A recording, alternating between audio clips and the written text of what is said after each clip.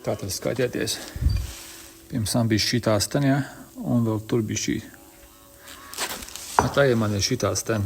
Tas būs tagad precīzi tā, kā man vajag.